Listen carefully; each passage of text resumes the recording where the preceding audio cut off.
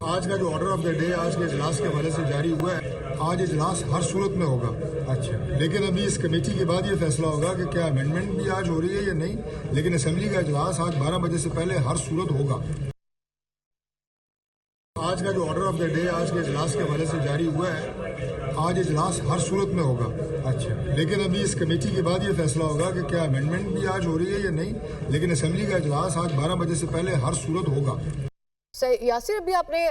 तारिक फजल चौधरी ये गुफ्तगू कर रहे थे और वो ये कह रहे थे कि कौमी असम्बली का इजलास आज हर सूरत होगा। इस अमेंडमेंट से मुतालिक उसमें प्रोसीड ये होती है या नहीं होती है एक अलग बात है, लेकिन असम्बली का इजलास आज हर सूरत होगा। तो अभी हम पहले बात कर रहे थे इसके भी मौखर होने की, तो इसके बाद आप क्या कहेंगे, आप तक क्या इतलात पहुंच रही हैं?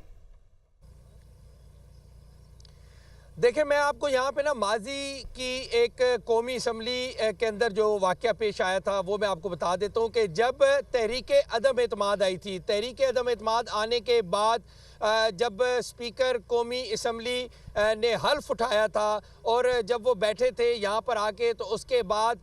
12 बजने में से 1 मिनट रहता था तो उन्होंने इजलास शुरू करने के फ़ौरन बाद मौखर कर दिया था और 12 बजे के बाद जाके जो है वो दोबारा से कौमी असम्बली के इजलास की कार्रवाई शुरू की गई थी। तो आज का एजेंडा जारी हुआ है और रूटीन का एजेंडा है, लेकिन आइनी तरमीम का आज कोई सप्लीमेंट्री ग्रांट जो है वो आनी थी, सप्लीमेंट्री एजेंडा जो है वो आना था, लेकिन अभी तक जो है वो चूँकि कौमी असम्बली का इजलास शुरू नहीं हुआ, कभी इम्कान ये है कि कौमी असम्बली का इजलास तो तब शुरू होगा कि जब जो खसूसी कमेटी का इजलास जो है वो ख़त्म होगा, तो उसके बाद ही कमेटी में ये फैसला होगा कि आया जो आज तरमीम लाई जानी थी वो आज लाई जाती है या नहीं लाई जाती। लेकिन तरमीम लाने से पहले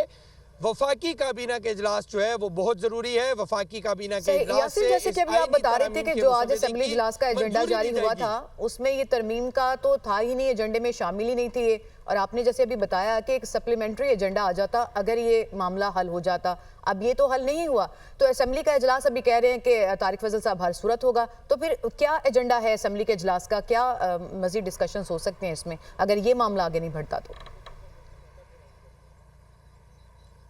देखिए, मैं तो यही कहूँगा कि दिन भर हुकूमती वज़रा जो हैं वो ये भी कहते रहे कि आइनी तरमीम जो है वो आज ही पेश होगी और आइनी तरमीम के ऊपर नंबर गेम भी पूरे हैं। अगर ये सब कुछ था तो ये बर वक्त चीज़ें हो जानी चाहिए थी, अभी तक नहीं हुई। डॉक्टर तारिक फजल चौधरी चीफ विप हैं पाकिस्तान मुस्लिम लीग नून के हुकूमती बेंचेस के, तो उन्होंने तो ये कहा है, मैंने खुद भी सुना है, आपने जो वीडियो चलाई है उसमें उन्होंने कहा है कि कौमी असम्बली का इजलास जो है वो हर सूरत होगा। कौमी असम्बली का इजलास तो होगा, लेकिन उसकी टाइमिंग के हवाले से डॉक्टर तारिक फजल चौधरी साहब को भी मालूम नहीं है कि ये इजलास कितने बजे होगा। और दिन भर हम उनसे पूछते रहे हैं कि आप चीफ विप हैं कौमी असम्बली में, क्या आपको पता है कि कौमी असम्बली का इजलास कब होगा? तो वो यही कहते रहे कि बस ये थोड़ी देर में बुला रहे हैं, बस ये इतनी देर में बुला रहे हैं। तो अभी भी उन्होंने जो बयान दिया है उसमें कौमी असम्बली का इजलास कब होता है, अभी आपके सामने टाइम जो है वो जिस बर्क रफ्तारी से गुजर रहा है उसमें नहीं लगता कि कौमी असम्बली का इजलास जो है वो होगा। लेकिन अभी अगर कौमी असम्बली का इजलास शुरू भी होता है तो अगर एंड टाइम पर शुरू होता है तो मे भी कौमी असम्बली का इजलास जो है वो कल तक मौखर कर दिया जाए और कल जो है फिर से कौमी असम्बली के इजलास में आइनी तरमीम के हवाले से अगर आज मौलाना फजलुर रहमान मान जाते हैं, तमाम जो अपोजिशन की जमातें जो हैं वो मान जाती हैं, सरदार अख्तर मेंगल जो हैं मौलाना के साथ साथ वो भी इस वक्त एक हैवी वेट रखते हैं अपने जो उनके सेनेट के एक रुकन हैं उनको लेकर। तो अब चूंकि तो यार अभी आप ये बता रहे थे कि अगर इजलास बिलफर्ज हो भी जाता है लेकिन जो अचीव करना चाह रही थी गवर्नमेंट आज के इजलास से वो अचीव नहीं कर सकेगी,